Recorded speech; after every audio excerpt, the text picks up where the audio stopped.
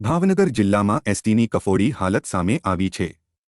ધક્કો મારોને બસમાં બેસો, સલામત સવારી એસટી અમારી ધક્કા મારી ચલાવી ગાડી એસટીનું નવું સૂત્ર લોકોના મુખે સંભળાઈ રહ્યું છે। સિહોર ટાણા રૂટની બસ બંધ પડી હતી। બસમાં મુસાફરી કરી રહેલા વિદ્યાર્થીઓ સહિતના પ્રવાસીઓએ બસને ધક્કો લગાવવાનો વારો આવ્યો હતો। એસટી બસમાં અચાનક ખામી સર્જાતા બસ બંધ પડી હતી।